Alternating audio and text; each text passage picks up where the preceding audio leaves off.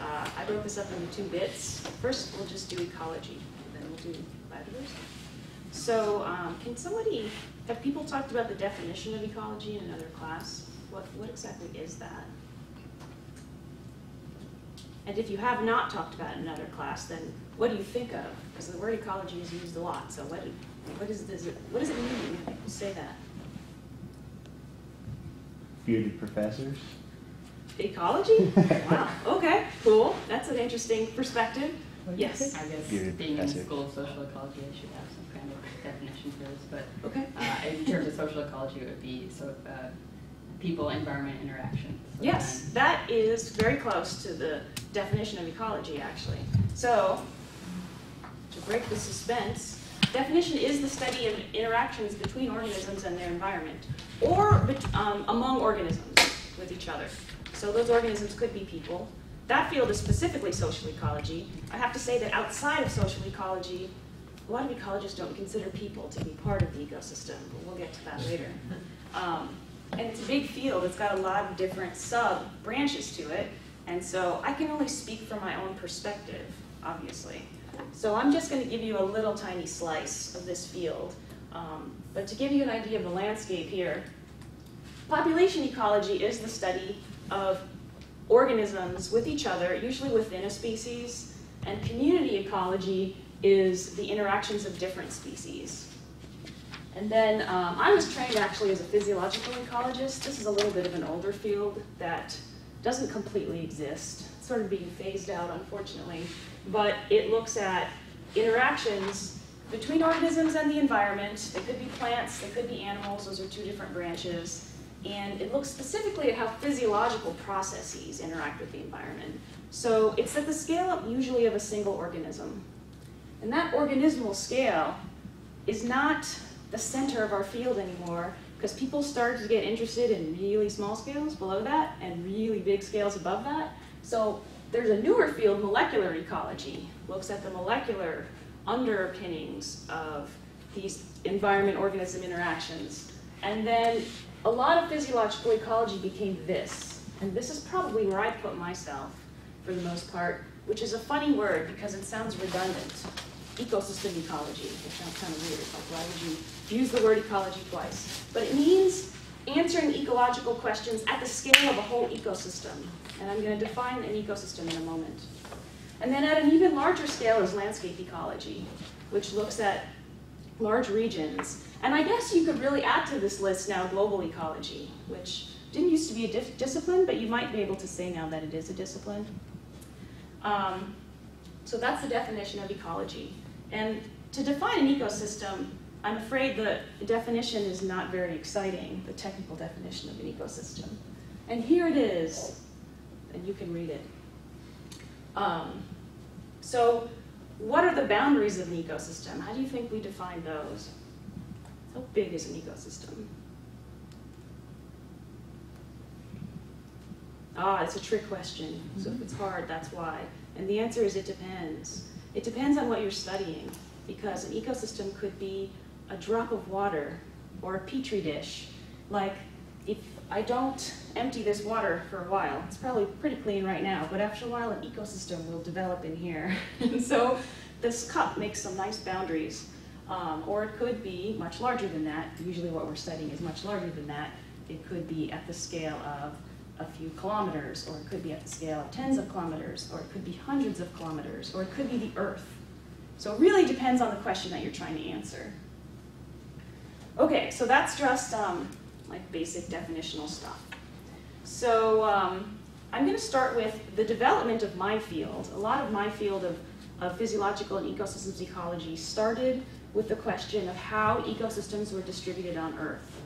So the first thing that people had to do was to classify them, because scientists like to classify everything.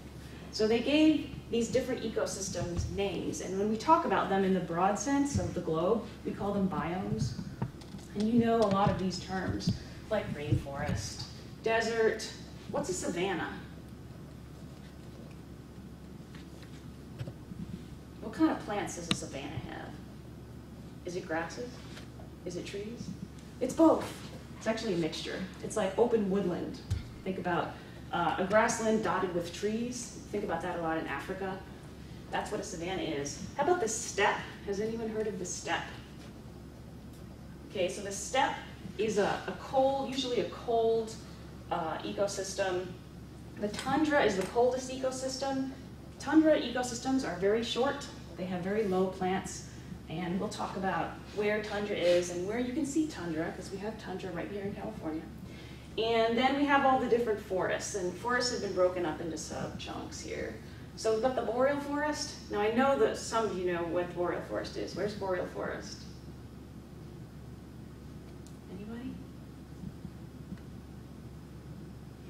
Seems to be up there. Up there, high latitudes, where it's colder. Also high elevations have something, what we call the subalpine forest. It looks a lot like the boreal forest. So it tends to occur in the high northern latitudes only because if you look down here in the southern hemisphere, we don't have a lot of land down here. That's the only reason it's up there. So North America, mostly Canada and Alaska, and mostly Siberia in Eurasia.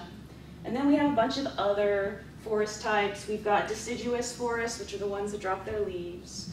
Coniferous forests, which are pretty much evergreens. Actually, not all conifers are evergreen, because, for example, in Siberia, we've got a lot of larch, and larches actually drop their leaves. But for most conifers are evergreen. These are things like pines, fir trees, Christmas trees. So, and then we've got this yellow bit. See the yellow bit there in North America? That's where we live. So we're going to pay particular attention to the Mediterranean ecosystem because that's where we happen to be. But you can see it's not very big, actually. The Mediterranean system doesn't cover a lot of space on Earth. And we now understand exactly why that is. So the reasons why this map looks the way it does are pretty well understood now. Because this is how ecology got its beginnings. Yes? Is there a reason that the marine bodies aren't? Just because there's like marine ecosystems, large marine ecosystems? Yes, so the marine ecosystems are not on this map because you would need, well, they're harder to map. I mean, the marine ecosystems mostly concentrated along the coast. The deep ocean, what we call the pelagic systems, they have life, but they're not zoned because the oceans are so deep when you move away from the coast, and organisms have to pretty much stay where there's light. So you don't have a lot going on in the open ocean. You have most everything going on in the shallow waters near the coast, and there is some zonation there, but it would be hard to see on a global map of us.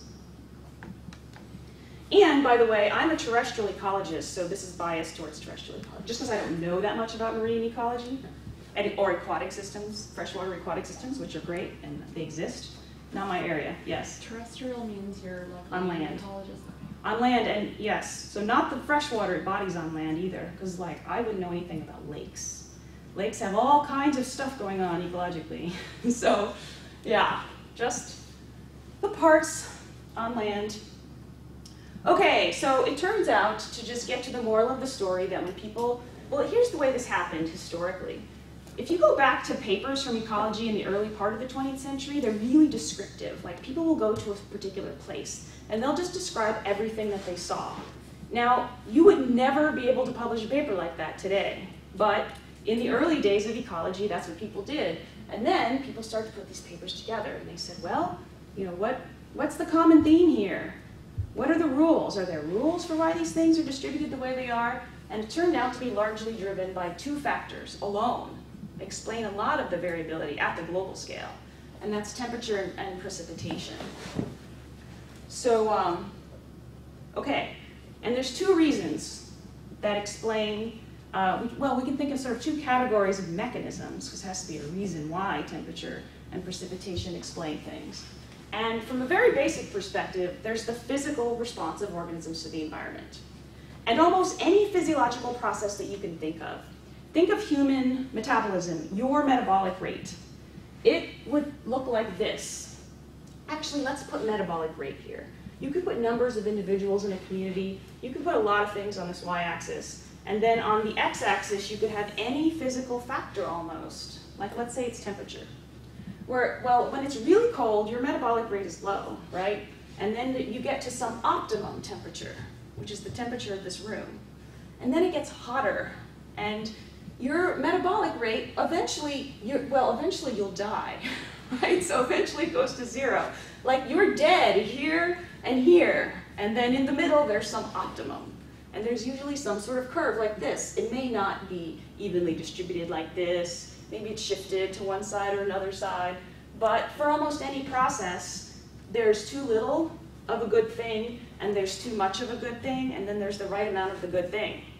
And it turns out that different species and types of organisms have different optimum for both temperature and water availability. So that's one reason why temperature and precipitation become important. But it is not the only reason. There's all kinds of other factors. So we call this the physiological limitations. And then we have ecological limitations, which are a whole number of things. And a classic example is competition. So you could also think of this as abiotic and biotic. That's some jargon, some terminology that we use. Abiotic means non-biological physical stuff, like temperature, precipitation, whatever, pH, nutrients. And then there's biological factors. And people have more trouble thinking about what biological factors could be. They're the factors that happen when you stick organisms with each other. So the slide before, that physiological limitation, that only works when organisms are alone. Once you put them all together, they don't follow that curve necessarily anymore. They start interacting with each other. That's like a cornerstone of ecology. And competition is a classic example. In early competition experiments, and actually there are still labs that do these kinds of experiments, you just look at really simple organisms in a jar because it's really easy to study. And this is a paramecium. Did you have to study paramecium in high school? We did. We had to look under microscopes and look at paramecium. So you just take some real simple organism and you throw it in a jar. Real simple experiment. You could do this with kids, actually, if you had a microscope. So let's take 2 species of paramecium, because there's a bunch of species. There's this Aurelia and there's this Caudatum. And you can grow them separately in separate jars. And you see that over time, they reproduce and their numbers go up.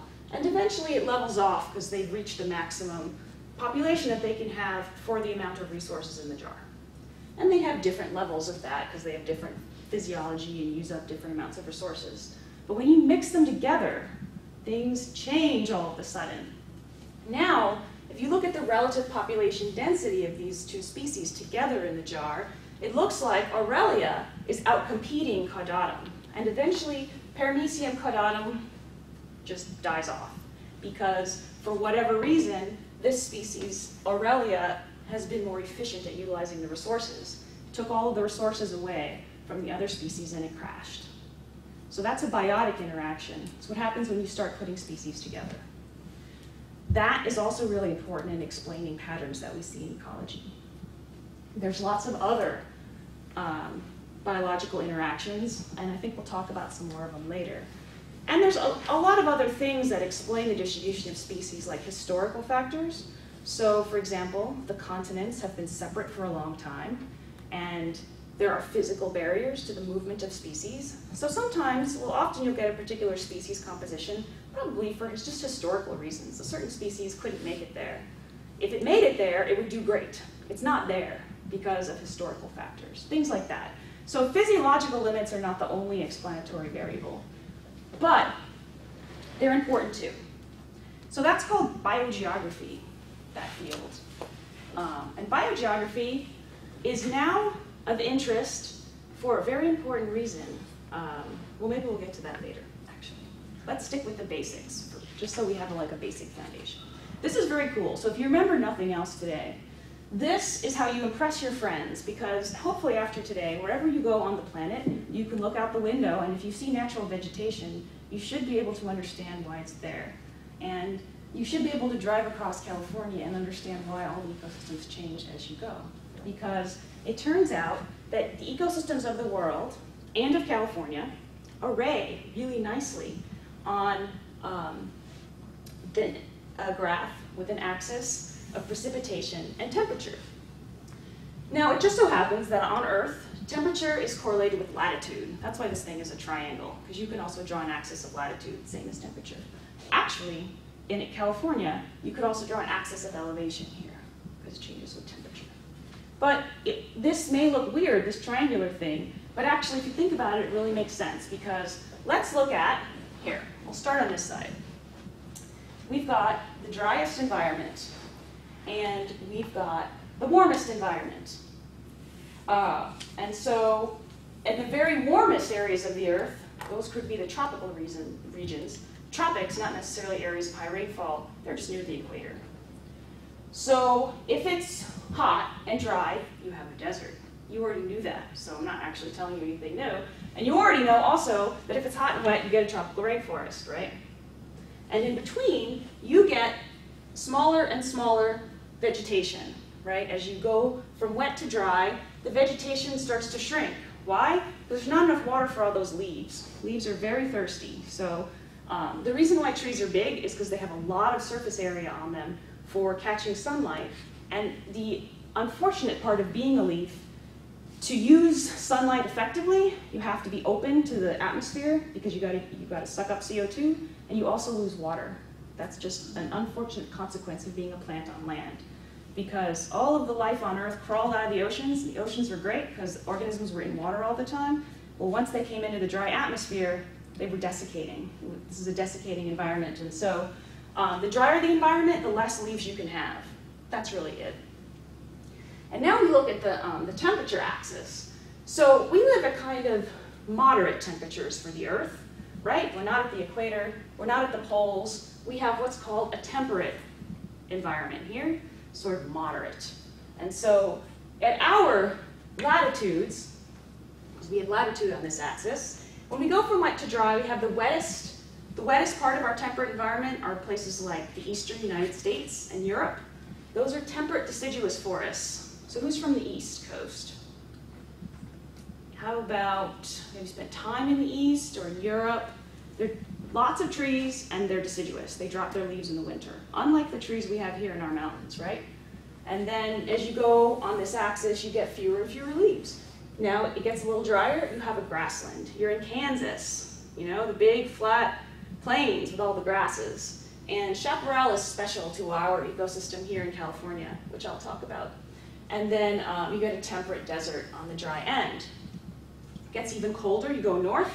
Unfortunately, well, this slide uses the old word for a boreal forest. It used to be called the taiga. But you get leaves that are conifers. So when you go up to Canada, I don't know if you've been to Canada, the leaves are the forests are coniferous. Pacific Northwest also, right? Coniferous forests. And then you go up to the really coldest environment, and it's just too cold to be a tree because the season is really short. So there's no time to grow big into a tree. And vegetation that's closer to the ground is warmer because the ground is re-radiating heat. So you get really, really short vegetation. And the easiest way to look at this, and if we had time to do such a thing, we would actually just take a field trip and we would just drive across the mountain range right here. Because you can see almost all of these ecosystems here in California. Because you can do this same thing on a gradient of elevation. And so, you know, you could see that roughly speaking, as you go up a slope and it gets colder, then the vegetation starts to shift according to that diagram. So this is a nice, pretty picture that came out of a textbook. It doesn't represent what we see in California. I don't have a very pretty picture. I have a not so pretty picture. This comes from a really, really good book about the ecosystems of California, which if you're interested in, I can tell you this book. And it talks about the zonation right here. And there's actually a diagram like this for all the mountain ranges, so you can take your pick. I put up the ones for the San Gabriel, Bernardino, and Santa Monica Mountains. There's a separate one for the San Jacinto Mountains down south. A little bit different, but this will tell you exactly what you're seeing when you drive up the mountains. So we live down here in the coastal sage scrub ecosystem. That's where Irvine is. This is a deciduous shrubland. It's hard to tell because Irvine has gotten rid of most of its natural ecosystems, but if you go to Crystal Cove, you'll see the pretty intact ecosystem. They've done a lot of restoration there. It looks like a coastal sage scrub ecosystem. And it's a special ecosystem of the Mediterranean climate, of this climate. And so what is the definition of a Mediterranean climate? What are the features? When does it rain here? Winter, summer? Winter, winter rain. Is it cold here in the winter? No. Is it really hot in the summer? Not really in the grand scheme of things. So the definition of a Mediterranean ecosystem is winter rain with mild temperatures. And so, let me go back. Whoops, I'm going forward. This doesn't make for good videotaping, but I want to show you the Mediterranean regions of the world are in yellow. And there's some sense to this. Is a place to look for these ecosystems. And with the exception of that band up by the Mediterranean Sea, which is where the ecosystem gets its name, because you can see that there's a lot of Mediterranean ecosystem up there. You see that they tend to occur on the west coast of the continents at about 30 degrees latitude. We're at about 32 degrees latitude here, right? And so there's a band of Mediterranean ecosystem on the west coast of the continent, every single place, right? Where the west coast of the continent meets that band of 30 degrees latitude, you get Mediterranean. Okay, I'm going to ask the Earth system science people, because you have to know what happens here at the west coast of the continent. Actually, two things are going on. Upwelling. Upwelling. And something's going on in the atmosphere at 30 degrees latitude, and what's that? High pressure zone. High pressure. Okay, so what we have here is upwelling. Cold water comes up from depth and moderates the temperatures so that we get those mild conditions. And we also are right near the zone where high pressure sits. Really, during the summer, we get our high pressure sitting right on top of us. It doesn't rain when there's high pressure. I don't have time to go into all that, but you're just going to have to take my word that doesn't rain when there's high pressure. And so when there's low pressure, it rains. Well, in the winter, the high pressure moves a little bit away from us, enough so that we get some storms. And that's what makes our Mediterranean system the way it is. And the really cool thing about this is you can go to any of the Mediterranean regions of the world, and they will look really, really similar. The species will be different. They'll have different Latin names, but they're going to look real similar. You'll find plants that look like the plants we have here, completely different species, in Chile, in Mediterranean Europe, in South Africa, in this bit of Australia. And so that's called evolutionary convergence. So evolution worked in the same way, separately, in parallel, in these places, and made plants that look in a certain way. And the way they're going to look is, we have our coastal sage scrub down here at the coast, which is a deciduous shrubland. So in the summer, these shrubs drop their leaves, and you can just observe that. What are we now? It's October, so they're going to leaf out soon because the rains are coming. When it rains, you're going to see everything turn green, and in the summer, a lot of these shrubs will drop their leaves. Now we're going to drive up towards the mountains. And we're going to go into a different ecosystem called the chaparral. This is a special ecosystem, only occurs in the Mediterranean climate zone. And you have heard the name chaparral probably many, many times, right? So what is a chaparral? Shrubs, trees, grasses, what's there? Shrubs. Shrubs. But they tend to be different than the coastal sage because they tend to be evergreen. So you will notice when you're in the chaparral, it will look green even in the summer, but they're not the soft leaves of the coastal sage scrub, right? Once these shrubs start leafing out in the winter, you can go, and a lot of them are aromatic, so if you go to Crystal Cove in like a month, if we get some more rain, go and touch the leaves. They're very soft and they smell nice. They smell like sage because some of them are sage species. But if you go into the chaparral, they're hard and thick and waxy. And that's a special adaptation to dry environments. They're waxy because wax keeps water in, and they're thick because plants are not going to waste time making a thick leaf if they're just going to drop it every year. So they're long-lived. Thick, waxy leaves. Okay, so there's a couple of zones of chaparral, but we don't have to worry about that. And then, you may have noticed, hopefully, that if you drive far enough up into the mountains, it turns into trees. And now you know why it turns into trees, because it's wetter up there, okay? So the reason it's wetter up there is because of the type of precipitation that occurs in the mountains, which I don't have time to talk about, unfortunately. But it's Earth system science people can tell you about it, actually, why we have orographic precipitation. But we get much more precipitation up here than down below. It tends to be in the form of snow, but that doesn't matter because it melts in the spring, nice wet soils, and enough to have big forests of leaves. And there's a few different zones of forest. And then you can't drive up, actually, in our mountains all the way to the alpine zone, but you can hike up there. eventually the forest ends because it's too cold. That's tree line. You get a true alpine ecosystem is the same as the tundra. All of a sudden there won't be any trees. Not just because it's rocky, just because it's too cold, and you'll have low, just like a low green carpet of stuff in the summer. Okay? And then you go down the other side, and you start to get, you get a different kind of forest on the other side, the pinyon pine juniper, which is very dry, adapted, scrubby-looking forest, not a very good-looking forest. You get into a little bit of desert chaparral, and basically you get into the desert on the other side. And that's just because the mountains block the precipitation, to put it in a simple way.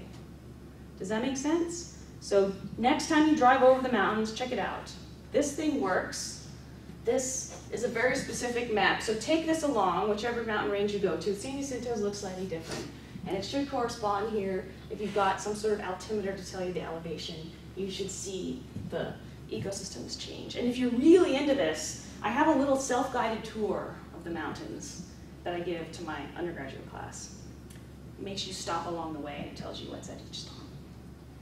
Okay, so that was the field of biogeography.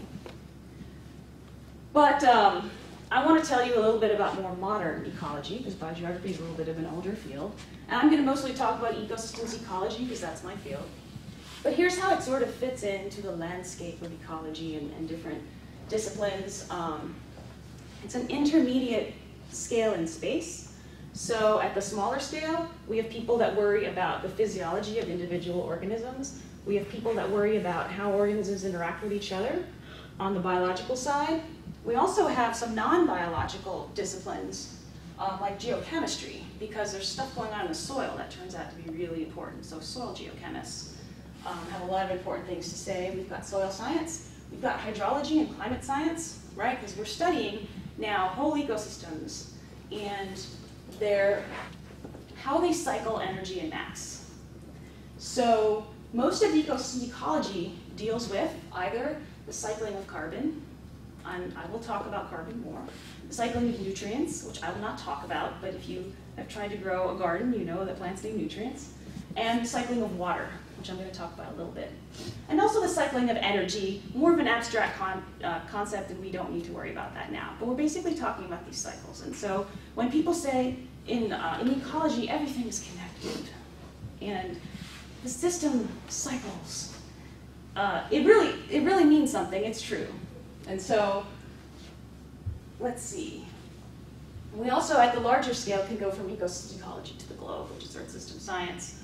And so we are talking about interactions between physical science and between the biological sciences. So personally, actually, I have only a half-time faculty appointment in Earth system science and a half-time in biology because we look at both things. Increasingly now, we are trying to map the social sciences onto this map. And I don't know that I have an abundance of time to talk about that, but we'll see. That's a much newer field. Okay, so I want to give you a flavor for the kinds of questions asked in the field. I think that was the goal of what we were doing with this class, at least that's what we talked about. And so I have to tell you about net primary productivity, NPP. So net primary productivity is a term used very frequently in ecology, and it is a technical term for something that's really, really simple. It just means the accumulation of stuff. Plant growth, the accumulation of plant material, usually in a year. So plants grow, and they make things. They make leaves, they make roots, they make wood, and the overall accumulation of that stuff is net primary productivity. And it has a certain distribution in space, just like ecosystems have a distribution in space. So this is a false color image, and it is using an intuitive set of colors, which is always nice in a false color image. Where it's greener, you have higher net primary productivity. Now these kinds of maps are pretty cool, because before there were satellites, people had to just run around and make measurements by hand in ecosystems and try and make maps. Maps, you know, it's hard to extrapolate over all those point measurements. All of a sudden from space now, you can just see the globe. And you can do this for the oceans too, because the oceans have little organisms in them with chlorophyll, like leaves. And you can also map that in the oceans. And in fact, you see that here. See? There it all, it's happening near the coast, because that's where the nutrients are. So this is about the cycling of carbon. And I'm going to use carbon as my primary example today. Not because I think carbon is the most important thing necessarily. I mean, carbon is really important, but ecologists have really done a lot of work on carbon, so it is the most elegant example I can show you of a question in science that is getting answered, and the answer is really relevant to society. So carbon is extremely important for this reason. Right now, people are talking about carbon a lot with respect to global climate change, CO2 in the atmosphere, and that's all cool, that's really important. That is what I'm going to talk about. But just remember this, that when plants accumulate carbon, that is the entry of energy into the biological system. All organisms on Earth, with the exception of a couple of organisms that live near deep sea vents, are dependent on that. We have no ability to harvest energy from the sun. All we do is eat plants, or we eat animals that eat plants. This is the basis for almost all life on Earth. In the 70s, people discovered a few ecosystems that were not dependent on sunlight, which was a big deal, but most organisms are. Okay, so this net primary productivity is what we depend on for life, ultimately. And interestingly enough, someone did some calculations that became very famous, where they tried to estimate how much NPP humans are actually appropriating, because we take a lot of NPP for our food. When we harvest a crop, we're taking NPP, we're eating it. When we make animals eat plants and then we eat the animals, we're harvesting NPP. When we harvest forests for fiber or other materials, we're taking NPP. When we burn ecosystems for whatever purpose, to clear land, we are taking NPP. So we do a lot of things that appropriate that NPP. And somebody calculated that we may be taking more than half of global NPP every year, which is kind of scary, because this is the basis for life. This is the limit of life on Earth. Unless we start growing NPP somewhere else on some other planet, we are stuck with this as a basic constraint. So we're moving now from an ecosystem to a global scale, thinking about these things globally. And ecosystems have really different amounts of NPP. And it turns out that the most productive ecosystem on Earth, the one that accumulates the most stuff, is wetlands, actually.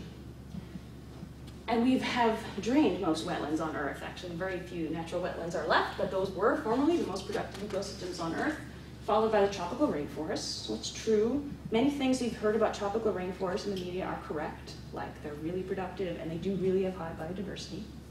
And then you see that the other ecosystems are kind of ordered. So the question comes up, why do you see this pattern? What explains the distribution of NPP? And it turns out to be, yet again, temperature and precipitation explains the distribution. So here is NPP with regard to precipitation. And it turns out that it increases as you get more rainfall up to a point. Then it actually starts to decrease for various reasons. But these are really, really, really wet ecosystems on this end, like really wet. You may even have waterlogged soils and things like that. And then with temperature, it's just sort of a general increase as it gets warmer. And there's a bunch of reasons for this, but there's two things that I want to note about this relationship. One is that there's no species on this graph, which if you think about is kind of strange. We're saying that productivity is determined by these physical factors. And then you kind of look at this and you say, well, where's the biology here? What about different kinds of plants? Don't they have a role to play? That is an active question in ecology, the extent to which those biological factors and the extent to which different species matter. In the second half of this, we'll focus about that because I'm going to talk about biodiversity. The second factor to note here is that both of these things, precipitation and temperature, are supposed to change with climate change, right? So think about that. That means that we might change the NPP. We might change the distribution of biomes in space.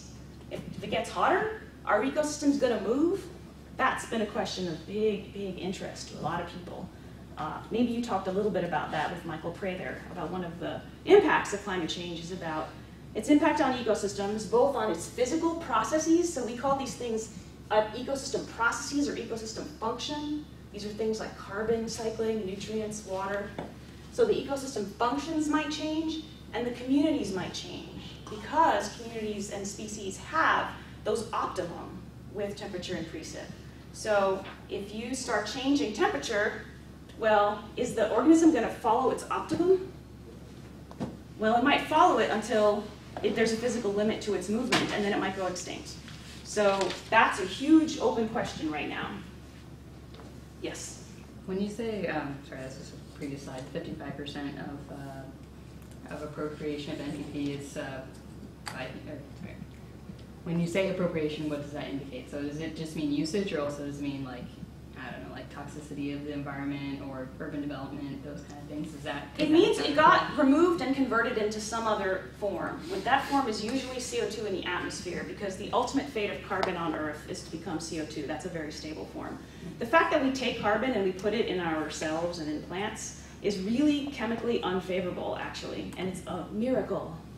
I teach a whole class on the miracle of how we cheat chemistry and we reduce carbon. That carbon doesn't want to stay. So once we start mucking around with it, it decomposes. So we either eat it and then we burn it off and our metabolism becomes CO2. It just decomposes because of microbial factors. We burn it, so we remove it. Yeah. Are there more questions so far? How is the level here? Is this too basic? Is this too confusing? Is this a good level? Okay, so just flag me if I'm going too fast or too slow. Okay, so I'm just going to show you an example of how this carbon cycle thing is played out in ecology. This is more like a question about why scientists did what they did and what happened. So this is a very tidy example, because basically ecologists started to think that all this global change business was a pretty good test of our understanding about organism-environment interactions. If the environment changes, how do organisms react? Well, if we know about organism-environment interactions, we should be able to make predictions about that. But it turned out to be kind of hard. So people started to say, hey, what if it gets warmer? What's going to happen? Or what if CO2 concentrations increase in the atmosphere? What's going to happen? And ecologists thought, well, there's a lot of uncertainty there. So people really have started to study that. And there's a good body of work, maybe 15 years of work, about the responses of ecosystems to CO2. So I'm going to use that as an example. And you must have looked at this with Michael, right? People used to call this like the logo for global change, that all you'd have to do is write this squiggle and everybody would know what you were talking about. Because some people have called this, and I tend to agree, one of the most important graphs of the 20th century. So this graph was originally generated by one guy who just recently passed away, Charles Keeling, who was at Scripps. And back in the late 50s, he started making very, very high precision measurements of the concentration of CO2 in the atmosphere in remote locations. Because if you were to do that here in Irvine, you get all kinds of blips from people's cars and things like that. The question is, what is the background atmosphere away from people? What is the concentration? It was kind of technically challenging to make the measurement, and people didn't really know why he was doing it. He used to tell this story a lot, that people thought he was crazy. And so he just kept doing it. He started to monitor the global concentration of CO2 in Mauna Loa, Hawaii. Also, there's an old record from Point Barrow, Alaska, so just way the hell away from everyone. And over time, he started to see two things, and one is the squiggly thing, and the other is the fact that it's increasing over time, generally. So the squiggly thing is neat if you're a biologist, because it shows the influence of global biology on the atmosphere. This is all biological, the squiggles. This is the biosphere metabolizing. So in the winter, do you think the winter are the peaks or the troughs? Maybe it's a little counterintuitive. Turns out the winter are the peaks, because in the winter, the northern hemisphere, which is where all the action is, most land mass in the northern hemisphere, is dormant, right? Most of the ecosystems in the northern hemisphere have no leaves. The trees have no leaves, it's cold, they're not doing anything. So CO2 piles up in the atmosphere. And in the summer, well, those plants are sucking down the CO2 to make net primary productivity, and that draws down the global CO2 concentration to such an appreciable extent that we see it in this curve. Mm-hmm. Is that why, like in Chicago, there are like ozone days in the winter? When there's like, does that mean there's too much CO2 in the air? Ozone is a different gas, it's O3, and ozone is produced because you need 3 ingredients to make ozone. You need NOx from your car, you need something called a volatile organic compound, which can be natural or can come from your car, and you need sunlight. So bad ozone days tend to be hot and sunny, and people have to drive around a bunch too. You need all those ingredients. Now, it can be correlated with CO2 because CO2 and NOx both come out of the tailpipe of your car. But CO2 is really, really chemically stable in the atmosphere. Actually, that's important here. You won't see these patterns with gases that are reactive. Like ozone reacts with stuff. So if you go away from Chicago, the concentrations will go down because it doesn't last very long in the atmosphere. That's why ozone damages your lungs, because it's reacting with you, with your lungs. CO2 is the opposite. It is really inert because it's so oxidized. This is the preferred form of carbon in the atmosphere. The only thing that happens to CO2 is that plants take it up or the oceans take it up. That's it. That's its only fate. That's why it's piling up in the atmosphere, because it doesn't really have many places to go. But the next part of the story is that people start to calculate how much CO2 we're actually producing from all of our burning of gasoline and coal and natural gas. We know that pretty well, especially over big time scales and big spatial scales. You can count up all the fuel we burn. Well, if you do that, you get this. You get an expected CO2 concentration in the atmosphere that's a lot bigger than the observed. So there's a bunch of carbon that's missing. And when I was in college, this was a really hot topic. Where was the carbon going? It was a mystery. It's pretty much why I entered this field and became a scientist, because I wanted to know where it was going. It was just so interesting to me that we didn't know. And let me tell you that people were looking for this carbon in really weird places. Like, people were calculating things like, how many dead bodies are there on Earth? Like, could that be the carbon sink? I mean, people were just turning over every rock looking for the carbon sink. So this only works because you can do a budget for carbon across the whole globe. So it's just like balancing your checkbook. People started balancing the global carbon checkbook and finding out that it didn't balance. And so we know pretty well how much CO2 is emitted from combustion, and turns out cement production makes some CO2 as well. These budgets have been going on for a while, so this is the one from the 90s. It's now 2010, so soon the budget for whatever that decade, what is it called, the decade that we just had? The noughts or something. Well, that budget will come out soon, but we don't have it yet. So this is the budget for the 90s. And we know pretty well that on average, per year, 6.4 gigatons of carbon were emitted. And there's a range. People put uncertainties on these estimates. That's not a really big range, actually, 6 to 6.8. Error term's fairly small. So that's how much CO2 gets emitted. Okay, well, there's actually another human-caused source of CO2 that's pretty big, and that's burning of tropical forests, which we call land use change, because it's not just tropical forests, but mostly. So that emits 1.6. It's not a tiny amount. Bigger uncertainty term on that number. See the range, 0.7 to 2.7? I mean, 0.5 to 2.7. It turns out we don't know that well how much forest we lose from people's activities. That's not as well known as the fuel part, which may sound kind of weird, but you have to try and use remote sensing and a lot of techniques to count up all the forest that gets lost. Okay, so we get a total human emission of CO2 per year of 8 gigatons per year. So then, where does it go? We want the sinks. And, well, a bunch of it goes into the atmosphere. That's the thing that I just showed you. Those CO2 concentrations are made all over the world now. There's a really cool map. I don't think I put it in this thing, but there's a map that shows with space where all the CO2 is. So we know that pretty well. Look at the very small error on that. That's actually the number that we know the best, is how much CO2 is in the atmosphere. Then, a bunch of CO2 gets taken up by the oceans.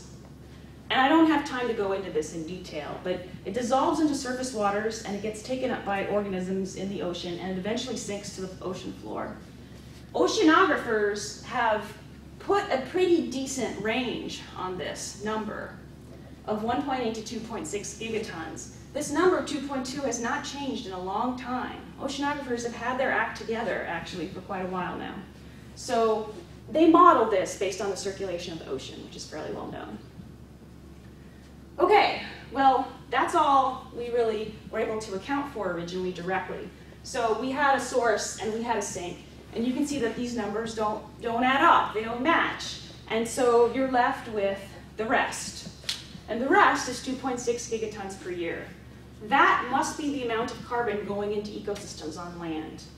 And this was basically dictated to the ecological community from the outside. When this budget was first made for the 80s, you know, ecologists said, okay, there must be 2+ gigatons here somewhere. And it wasn't fully understood why or where it was or what was happening. So there's been a lot of speculation about this, a lot of research into this. Because, I'm going to skip the global carbon cycle, it's too confusing. Oh, I see. Oh. I'm not going to go in order. I want to get here and then I'll go back. So the question is, what's the future of that carbon sink? Because if that carbon sink is basically a subsidy that has been given to us by ecosystems, it is pulling CO2 out of the air that otherwise would contribute to global warming. Okay, so will it stay constant over time? If the carbon sink increases over time, then we're lucky. That means global warming won't be as bad. Not because of anything we're doing, just because ecosystems are taking it up. So we better hope that that happens.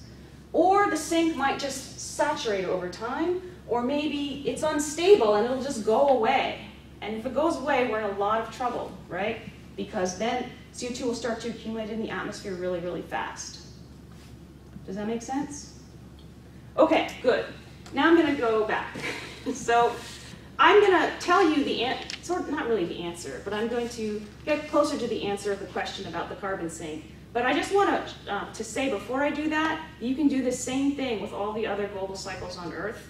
And to avoid boring you, I will not, but I just want to show you some of the issues with the others. Global water cycle, similar issues. So are you getting a lecture on hydrology in this thing? I guess not. Not right. Okay, here's your 30-second introduction to hydrology. Rain comes down, it eventually makes its way back to the ocean. Here's how it makes its way back to the ocean. It either runs off the surface in rivers, or it percolates down into groundwater, which also ends up in the ocean, or, this is the good part for biologists because we don't really care about those other things, or it comes back up through plants. Plants are like straws, literally straws actually. The stems of plants are made out of little capillaries, and they literally suck water through those capillaries like a straw and put it into the atmosphere. Well, that ends up in the ocean as well, because that's where clouds come from. Though that water vapor, it starts as a liquid, plants turn it into water vapor, it evaporates, becomes a cloud, and it rains over the ocean. And that is the global water cycle. So from an ecosystem perspective, there's all kinds of stuff going on in ecosystems that determines how much water is going to end up in the atmosphere. And what doesn't end up in the atmosphere has to end up either in runoff or groundwater. So it's one of the keys to the hydrologic budget is what happens in ecosystems. And it turns out that all kinds of stuff goes on in ecosystems. I actually find this field more compelling than carbon. I have spent most of my career studying plant transpiration, but I'm not going to talk about it too much today, unless people have questions about it. And then I'll talk about it for a really long time. But it turns out that water can flow down trunks, or it can trickle through the leaves, or it can land on the leaf and then get evaporated. It's called interception. Or it can get transpired, get sucked up through the straw, or it just evaporates from the soil. So big uncertainties here, especially at the global scale. And you're working on that, right? You know all about that, so I'm not going to talk about it. Although, so people have done the same calculation, by the way, about the global water budget. It's really hard to do. But here's one of them. You'll find a lot of calculations to the global water budget. And here's one of them. I'm just going to get to the moral of the story because of time. But this was another one of those calculations where people found out that humans are already appropriating more than half of the fresh water on Earth. And I won't go through this table, but very difficult calculations. The nitrogen cycle. It's hard to explain why nitrogen is really important to people. Actually, it turns out to be one of the more obscure things because the connection between CO2 and climate change is kind of obvious. We drink water. Okay, but know this about nitrogen. Nitrogen is rare on Earth, very rare. If you look at the composition of rocks, which is where most nitrogen has to originate, it doesn't have much nitrogen in it. The atmosphere is full of nitrogen. It's like 70% N2. But N2 is really hard to get at because the two ends are bonded together with a triple bond. Hard to break, takes a lot of energy. So organisms are always scrambling for nitrogen because nitrogen is a component of all proteins, which means it's in your DNA. It's in all of your proteins. You need it for all processes, and so do all other organisms, so they're always trying to get nitrogen.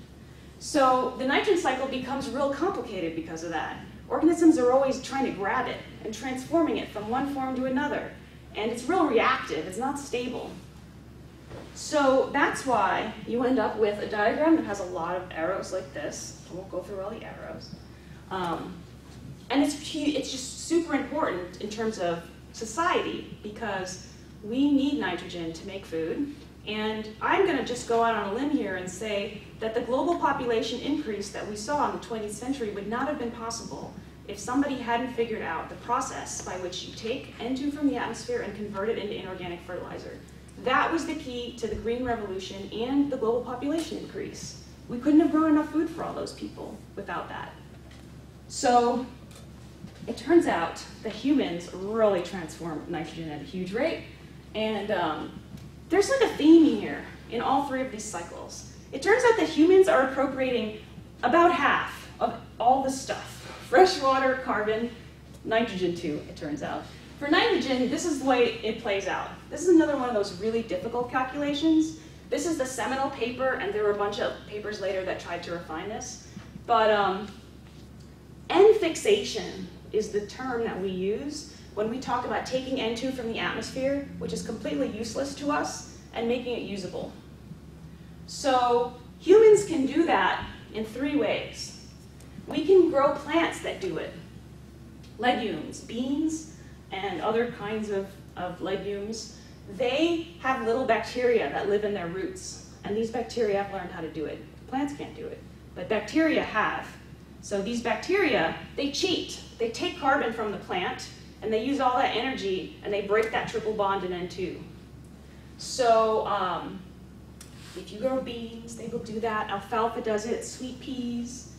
Certain plants have learned how to live in symbiosis with those bacteria. Well, humans like to plant those crops. So we plant a lot of legumes. So that takes nitrogen that was not usable, it was just sitting in the atmosphere, and brings it now into the reactive zone where it gets transformed. Also, it turns out that when you burn stuff, you convert a little bit of atmospheric nitrogen into a reactive form, just because there's so much N2 in the atmosphere. So whenever you burn things, fuel in your car or anything else, you end up with a little bit of N2 converted into these kind of reactive forms of nitrogen like NOx. So fossil fuel combustion converts a lot of stable nitrogen to unstable nitrogen. Unstable means it's in the environment now. It's ready to be taken up by plants or organisms. And then finally, the big one is the fact that we make so much inorganic fertilizer, okay? This is the reason why you are told not to use inorganic fertilizer in your garden. Because we've taken stable nitrogen that's just minding its own business, not impacting us at all, and we have pulled it out of the atmosphere, we brought it into the environment. And when we put it in the environment, organisms are going to use it, because they're starving for nitrogen. That's why you're supposed to use organic fertilizer in your garden. What's an organic fertilizer? What does that mean? Manure? Or Yes, compost? manure and compost are organic. What makes it organic is the nitrogen is locked up in biomass. It's locked up in something that used to be a plant or an animal, or poop. So that nitrogen is hard to get at because it's locked up in proteins. And proteins are big molecules. Plants can't take up proteins directly. A bunch of other stuff has to happen in the soil to break free that nitrogen. And that slows down the absorption of nitrogen into the environment. That's why organic fertilizers are better. Because if you dump a bunch of this inorganic stuff, they're little tiny molecules, something called nitrate and ammonium. And they move around easily. And if you put it in your garden, water is going to carry that nitrate away. It's going to run off. It's going to be converted into gases that get pumped into the atmosphere. It's going to be used more quickly. So if you look at these reactive gases of nitrogen, you get the fact that most human-caused nitrogen emissions, or I'm sorry, most emissions of these gases worldwide are now human-caused. So These gases, ammonia, nitric oxide, and nitrous oxide, are environmental problems for 3 different reasons. Ammonia gas is, well, it's toxic. It's reactive, and it makes particulates that fertilize ecosystems. It's highly reactive gas. Nitric oxide makes ozone. There it is. That's the one that makes ozone when you mix it with other stuff. That's why it's bad. And nitrous oxide is a greenhouse gas. So it turns out that right now, a big chunk of these emissions globally are because of humans. These are gases that wouldn't normally come out of ecosystems in such high quantities. They're all produced by both chemistry. Well, these 2 are produced by both chemistry and by microbes in the soil. And this guy is only produced by microbes in the soil. It has almost no other source. So the big perturbation to the nitrogen cycle is that humans basically have taken inert stuff and made it really reactive. And now, okay. Now I'm going to bring this back to carbon for the end here, and then we're going to take a break. So the interactions between nitrogen and carbon are that basically we're now dumping nitrogen on ecosystems even accidentally. We put nitrogen on ecosystems on purpose when we farm, but many ecosystems on Earth are just passively sitting there receiving these inputs of nitrogen that came about because we freed the nitrogen. So part of the problem of the tailpipe of your car is that nitrogen is going to end up on an ecosystem somewhere. And we get increases in NPP. Basically, we're fertilizing natural ecosystems as well as crop ecosystems. So that's one reason why we might have the missing carbon sink. One possibility might be that there's a lot of extra nitrogen everywhere. However, it turns out a lot of studies have shown that eventually that response saturates, and if you try and add it up, you can't get a big enough carbon sink from nitrogen alone. So it might be part of the answer, but it's not the whole answer. Okay, I think we're going to take a break, and then I'll give you more possible answers to the mystery. So we'll break for whatever Susan says. 5 minutes. 5 minutes. Okay, I want to finish up this carbon thing. There's not much more. And then I'm going to switch to biodiversity, which actually I don't really study biodiversity, but it's so important that we're going to talk about it. So nitrogen could explain part of the missing sink. It can't explain all of it. And so what are some other options? Okay. Well, it turns out that CO2 itself, the increase in CO2 itself can make plants grow faster. That is the substrate for plant growth. Plants convert CO2 to plants. So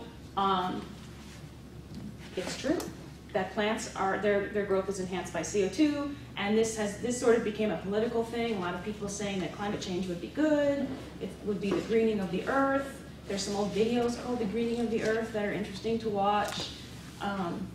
And so I actually did do a lot of work on this. I don't do it now, but I used to work on this, and we thought a lot about this question.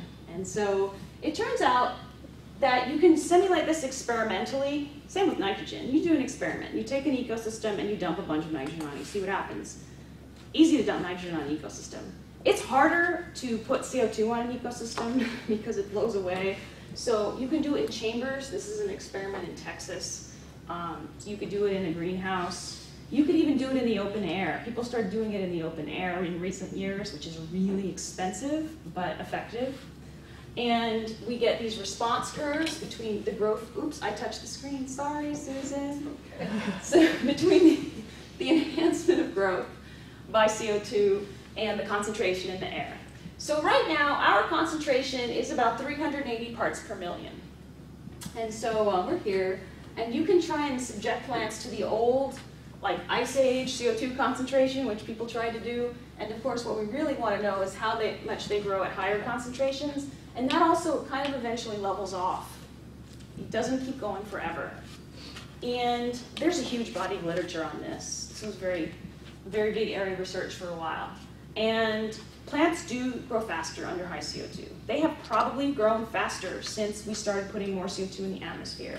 But the response cannot explain the whole sink. It explains part of the sink. Okay, so this is not the whole picture, but it explains part of the picture. Oh, you know what? I don't even have a slide about this, but plants could be growing faster because of the temperature increase, too. The temperature increase itself. That's more of a complicated one. It turns out that plants can grow faster or become more stressed at temperature. Remember the curve? There's a lot of feedbacks with temperature. Temperature affects all metabolic processes, so temperature gets more complicated. But it's an option, it's a possibility. That one we just really don't know whether temperature caused plants to grow faster or not. Faster, slower, we have no idea. There's another one that is real. This has been looked at, and that is this issue of woody encroachment. So it turns out that areas that were not woody, that didn't have shrubs or trees, are being pushed into that ecosystem for different reasons, but it's happening all around the world. It's happening in the United States, it's happening in Australia, and it has a lot of causes. A commonly cited cause is grazing. So, I don't know if you can see this. Do you see this fence? This is a grazing fence. And on one side of the fence, there's shrubs, on the other side, there's not.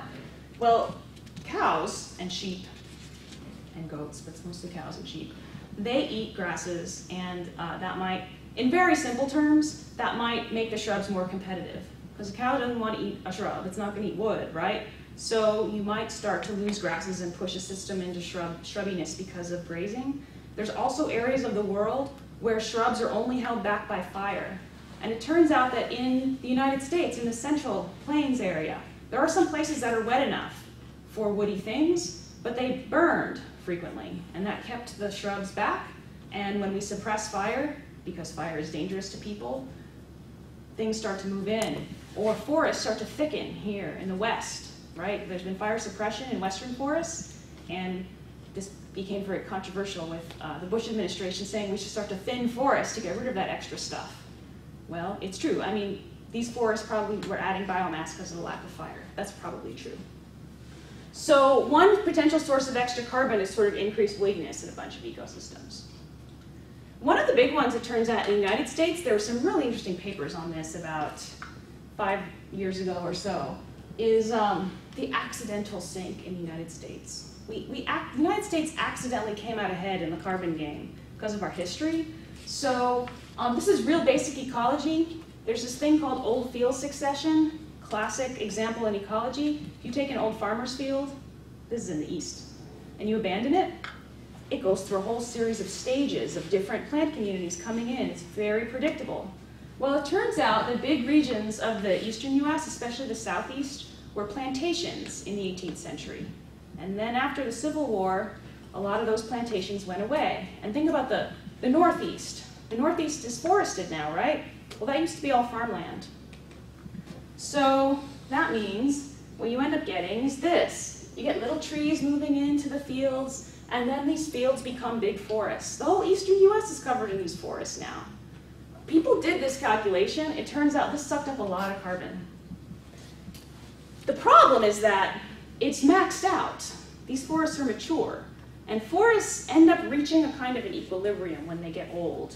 So as long as the trees are growing, then you pull carbon out of the atmosphere. But when the trees get mature, then you get into an equilibrium, trees die, new ones come up, it's in steady state, and that's the end of the carbon sink. So this one is not only is saturated, but it's probably being reduced because a lot of forests now are being cleared for urbanization. I actually was a grad student at Duke, and when I first flew into the airport in Raleigh-Durham, you could only just see forests for as far as the eye could see, which I thought was amazing. I'm actually originally from New York City. I thought, wow, this place is really forested. Now you fly into that airport, and all you see are these subdivisions. So this sink is not only saturating, it might go the other way.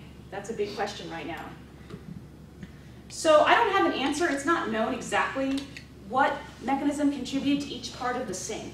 But we do know that there's not many reasons to expect an increase in the carbon sink. If it starts to rain more, maybe we could see some increased activity over time.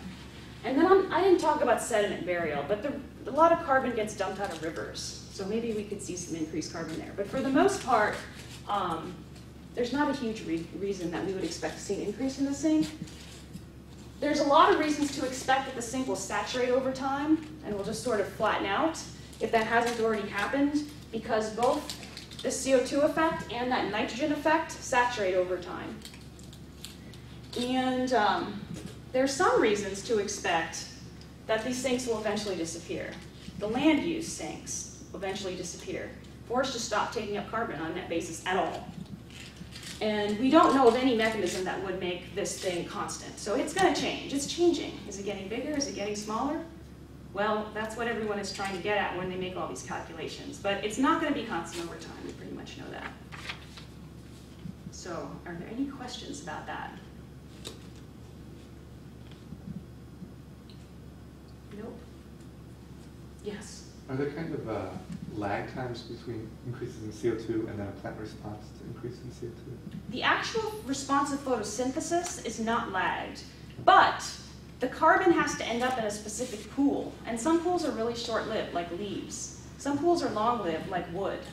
And if the carbon ends up in the soil, that's a long-lived pool, and there might be some lag there. So no sink, no biological carbon sink is permanent, because eventually, even long-lived carbon comes back out. It just has a really long turnover time. If you had to hypothesize, what out of the options 2, 3, and 4 do you think, or do you believe is the most likely? Well, there's actually, this is a book chapter, and Pep Candel's written papers about this too. And he proposes with others a saturation as a likely scenario. But these are unstable sinks. Think of the many things that change this. Fire, okay? Things start burning more. Actually, even increased storms. There were some really interesting papers recently that have looked at some of the recent storms, like Hurricane Katrina or big ice storms, and they show how much carbon is lost from those. It's actually quite a lot. So there could be unanticipated events, or these intermittent events. It does get really hard to predict. But these are unlikely. I think we're looking at some combination of 3 and 4. So from a policy planning perspective, I would plan for this, the lower half. Okay, so we have to move on to biodiversity, which is here somewhere. Here it is. So Susan said Michael did this as 2 separate presentations, so that's what I did. Not that it really matters. Biodiversity, we're going to change gears here. So we're going to kind of do the same format though, where first we define biodiversity, you know what it is. Oh, this thing is thinking for a while. And then we have to talk about why biodiversity is important, which is a question that I do not know the answer to. Like, I can't just tell you why. There's a lot of opinion here. So you're going to have to tell me why you think biodiversity is important. But we better define it first. So biodiversity is not just about numbers of species. That is one kind of biodiversity that we call taxonomic diversity, because it's taxonomy is the way we classify species, which is a human-created classification, actually. There are gray areas in which species is which, but it's the easiest one to think of, and when most people say biodiversity, they're using it to mean taxonomic. But it may not be the most important one to society. There's genetic diversity. So even if a species was the same, it has different, what we call genotypes. There's variability of genes in the population.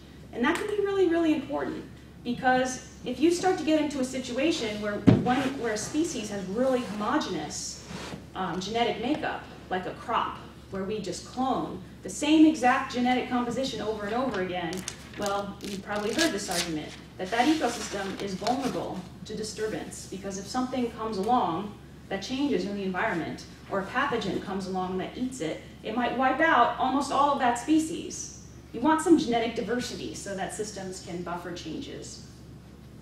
And then there's functional diversity. And I would say ecologically that functional diversity is probably the most important one. A little bit harder to define, but a functional type, that's a jargon term in ecology.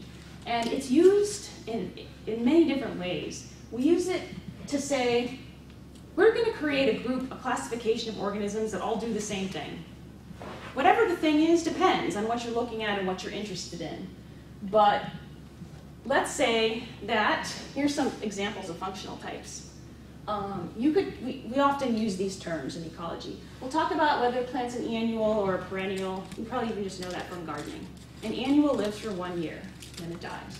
Some plants are biennial. They have 2 years of growth. They have a little phase the first year. The second year, they make a big, tall thing. That's a little bit rarer. Most plants are either annual or perennial. They live for 1 year or they live a long time. So that's a functional classification. There's also the growth form, the way the thing looks. There's grasses. There's things that are herbaceous, meaning non-woody, that are not grasses. So think about, there's grasses, there's also other non-woody plants, think of little flowers and things like that. There's shrubs.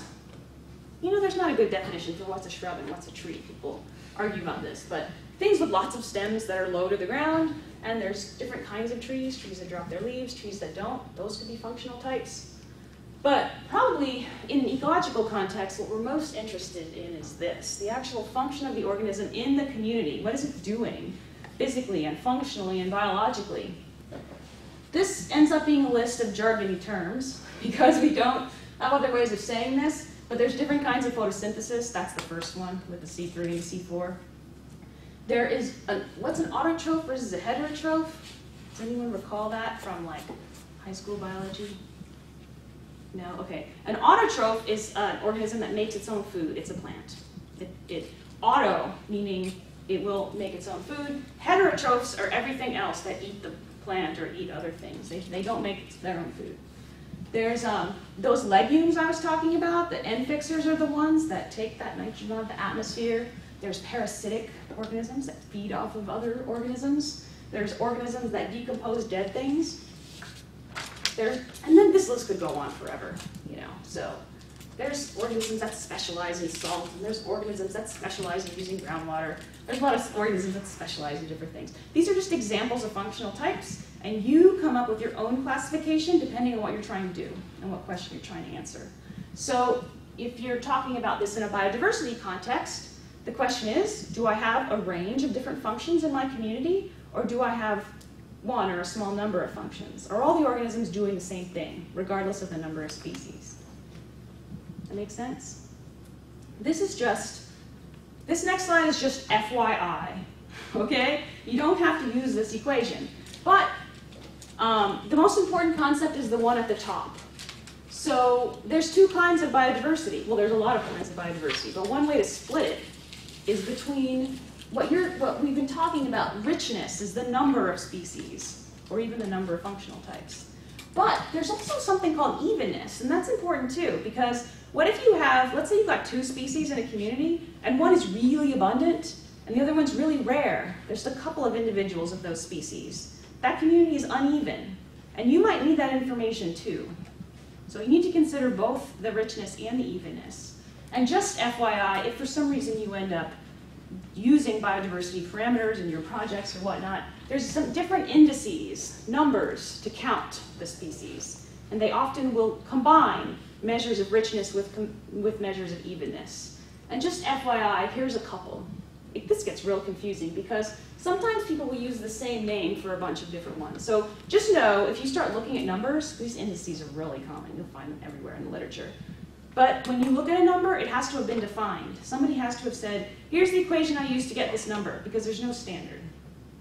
But here's some examples. You just sum up different numbers, which might be the total number of organisms and the fraction of that species in the environment or something like that.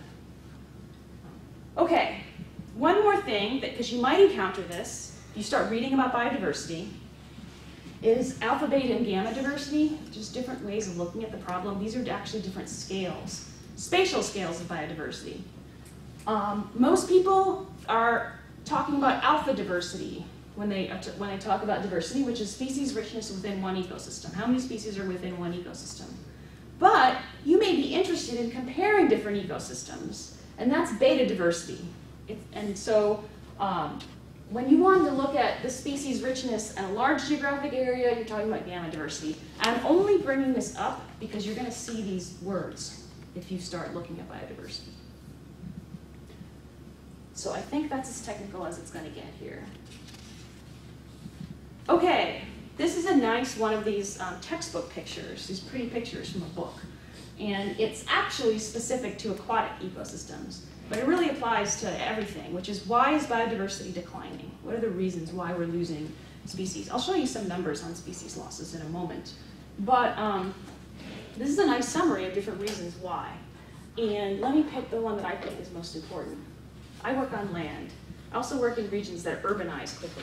So habitat development, habitat destruction is one of the biggest reasons why we lose biodiversity. We just took a species ecosystem and we converted it to something else, a cornfield or a parking lot or something, right? Habitat loss.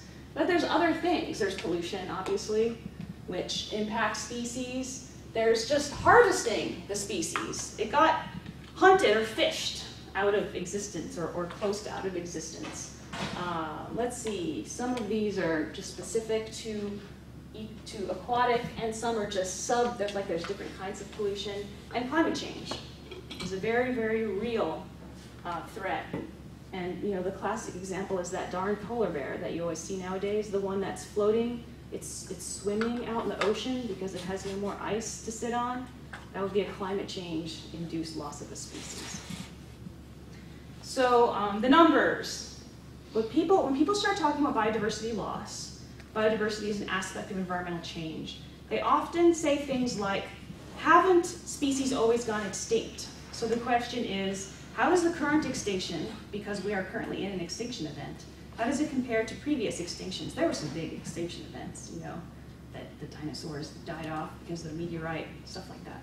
So these are the historical rates of species losses, and the units here, if you can't read it, are extinctions per thousands of species per thousands of years. You can see this is on a log scale. So here's marine species versus mammals, and this is hard to quantify, so we have to say that up front. We gotta look at the fossil record and figure out what the historical species were, and that's a very hard thing to do because are you not seeing a species in the fossil record because it went extinct or because fossils are rare, right? So it's difficult. But this is the current extinction rate, which we know quite well.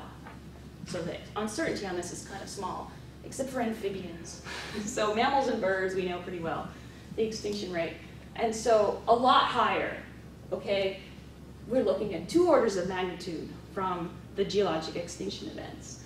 And then it's hard to say what's going to happen in the future, as usual, but basically if things keep going as they're going, because the extinction rate is increasing, then we're in for a much higher extinction rate in the future because it's ramping up. So biodiversity loss is certainly occurring. And today I want to talk about that, reasons why it's happening, but then I want us to think about why do we care about that, actually? Because I find that to be a very interesting question. Oh, before I go to that, let me ask you, well, let's just talk about it now. So biodiversity loss. Who cares? Why do we care if we lose species? Yeah. Because ecosystems are cyclical, so they probably are other things relying on different types of... Yes, that's what's called the ecosystem services argument, and it's what's on the next slide. Species do things for us that we need, and if we lose them, human society is going to be negatively impacted.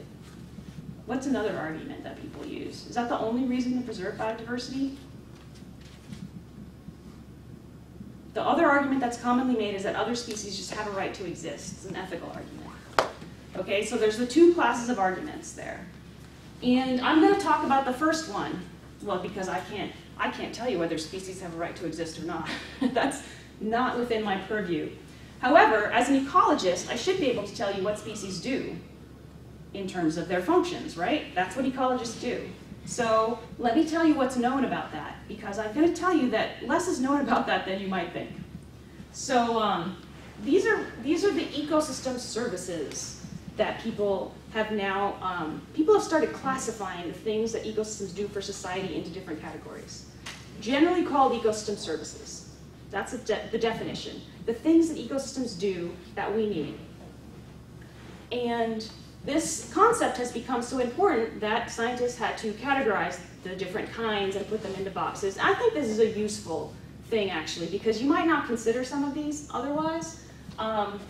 There's the provisioning services, which are the easiest to understand. The terminology used to be ecosystem goods and services. Now the goods are called provisioning services. Ecosystems give us stuff. Food and fiber, 2 most obvious examples. These are the things we actually take.